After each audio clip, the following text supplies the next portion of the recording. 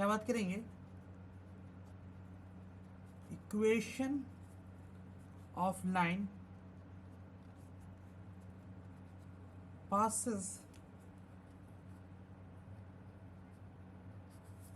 passes through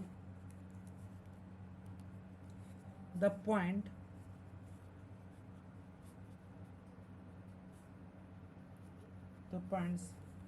A and B.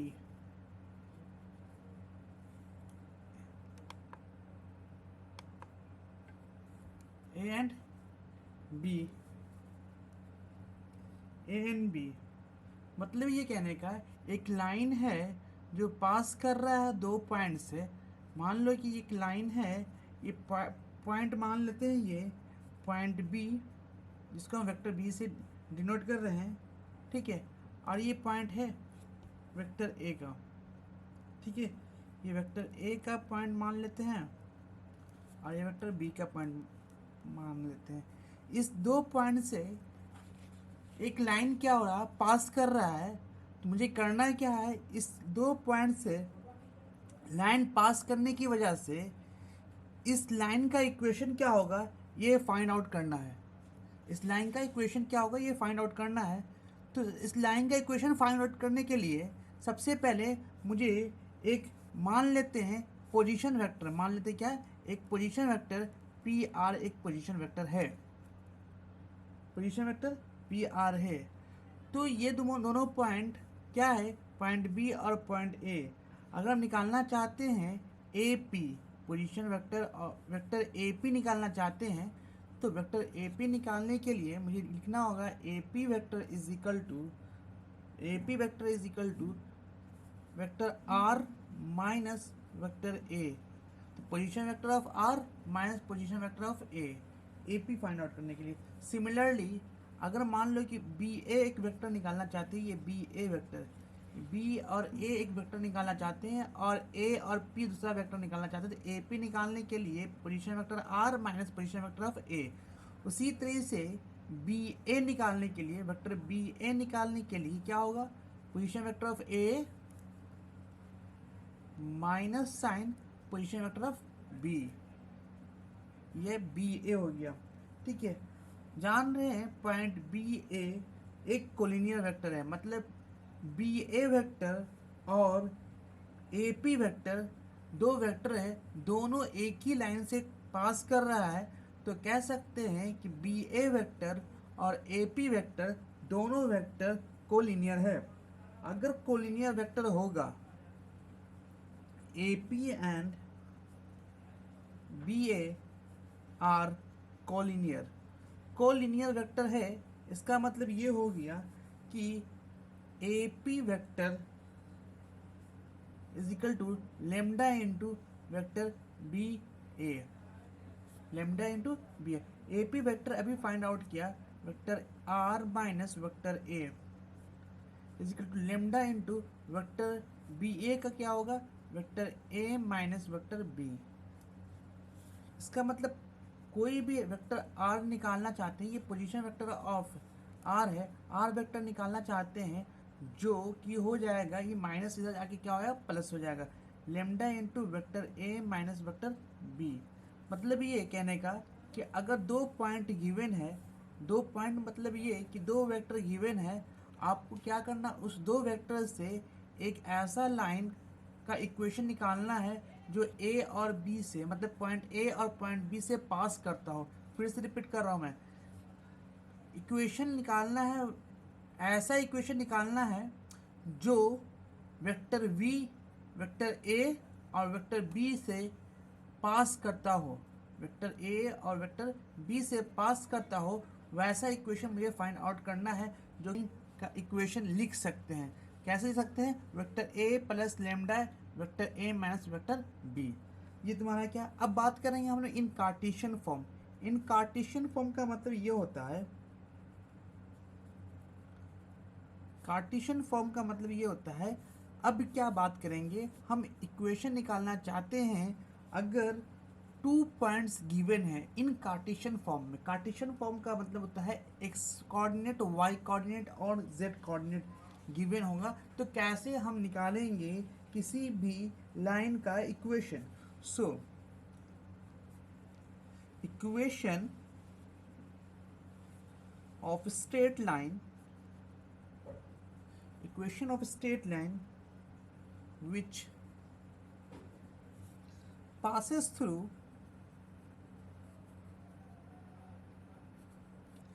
the point x1 comma y1 comma z1 and x2 comma y2 comma and z2। मुझे find out करना है इस दो point से अगर कोई भी लाइन पास कर रहा हो तो उसका इक्वेशन क्या होगा। ठीक है, देखते हैं।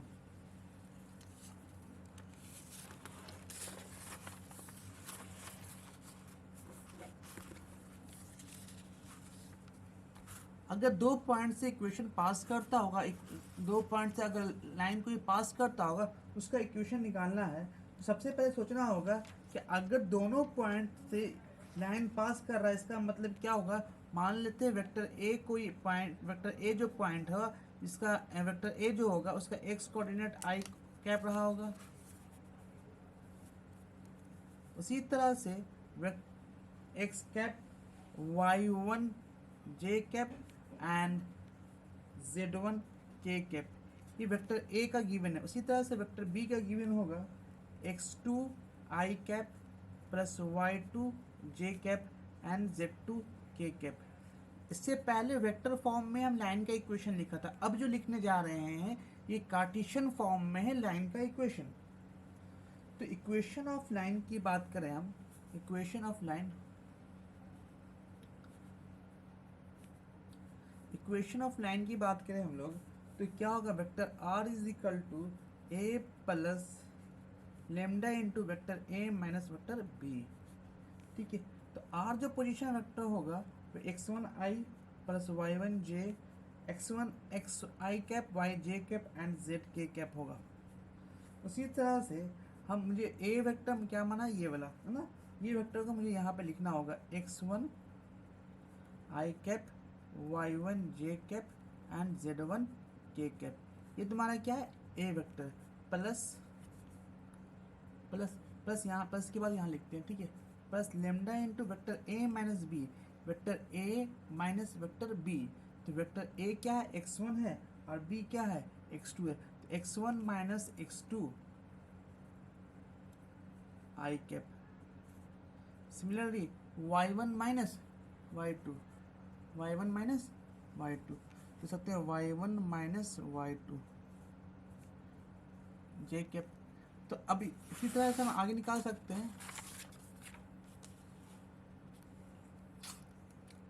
Plus plus z1 minus z2 k cap. ये क्या है, इक्वेशन हो गया किस फॉर्म में, अभी कार्टेशियन फॉर्म में। अब क्या करना है, इसको थोड़ा सा सिंप्लीफाई करके इसका फाइनल आंसर लेकर आते हैं। देखो क्या है, यहाँ पे दोनों वेक्टर इक्वल है, इसका मतलब कि इसका जो कोफिशिएंट है वो भी इक्वल होगा on equating coefficient, on equating coefficient.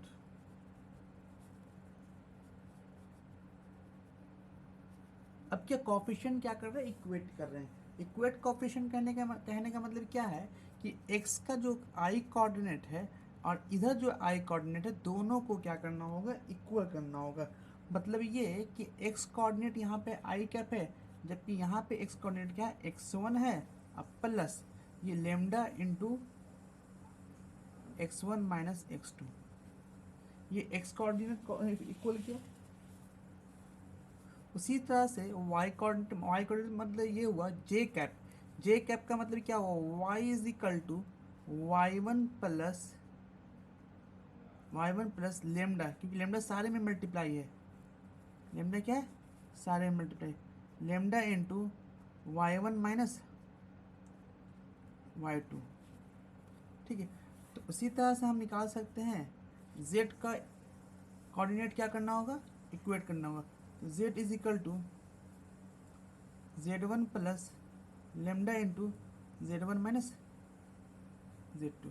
अब इक्वेट कर देते हैं x माइनस x1 ये क्या इधर आ गया। अब लेमडा x1 माइनस x2 क्या है, मल्टीप्लाई में लेमडा के साथ डिवाइड में आ जाएगा इधर x1 माइनस x2।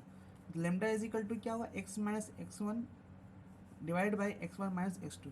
उसी तरह से y is equal to y1, ये प्लस में है इधर आके माइनस में आएगा, और y1 माइनस y2 मल्टीप्लाई में लेमडा के साथ, तो यहाँ आके डिवाइड में हो जाएगा, ये भी लेमडा का वैल्यू है। इसी तरह से z minus z1 upon z1 minus z2 है, ये भी क्या है, लेमडा का वैल्यू है। यहाँ पे देख क्या रहे हैं, तीनों क्या है, लेमडा का ही वैल्यू है। इसका मतलब तीनों आपस में क्या होगा, इक्वल होगा। तो लिख सकते हैं ये फॉर्म, ये इक्वेशन 1 है, ये इक्वेशन 2 है, और ये इक्वेशन 3 है। तो लिख सकते हैं from equation 1, 2 and 3, from equation 1, 2 and 3, from equation 1, 2 and 3।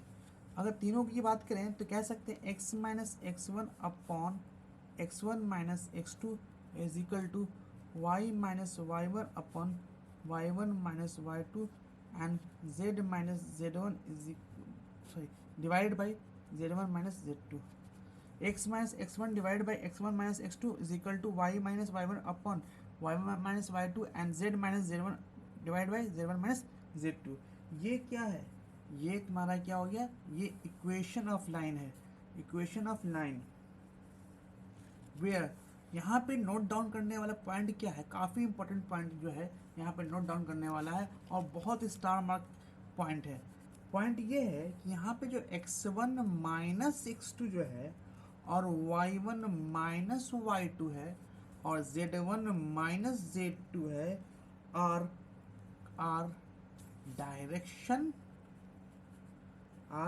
Direction ratio of the line. ये क्या है, डायरेक्शन रेशियो है। डायरेक्शन रेशियो मतलब क्या है कि अगर डायरेक्शन रेशियो का मतलब ये होता है कि अगर डायरेक्शन कोसाइन में किसी कांस्टेंट से डिवाइड कर रहे हैं, चाहे x में डिवाइड करें, y में डिवाइड करें, और z में डिवाइड करने के बाद, डायरेक्शन रेशियो को किसी कांस्टेंट से x में डिवाइड करने के बाद, y में डिवाइड करने के बाद, और z में डिवाइड करने के बाद, तीनों अगर इक्वल हो जाता है, कहने का मतलब ये हम शॉर्ट में यहाँ समझा सकते हैं। तो L by A is equal to M by b is equal to N by सी, ये तीनों आपस में इक्वल होगा तभी, यहाँ पे नहीं दिख रहा है, हाँ देखो, L by A is equal to M by B और N बाई सी, ये तीनों क्या आपस में इक्वल होगा तभी बोलेंगे कि A B C क्या है, एक डायरेक्शन रेशियो है। सिमिलरली यहाँ पे देखते हैं, तो ये x माइनस x1 और x1 माइनस x1, ये y1 माइनस y2 ये, और z1 माइनस z2 क्या है, ये तीनों क्या है, डायरेक्शन रेशियो है। ठीक है, आज के लिए इतना ही रखते हैं, नेक्स्ट क्लास में पढ़ते हैं।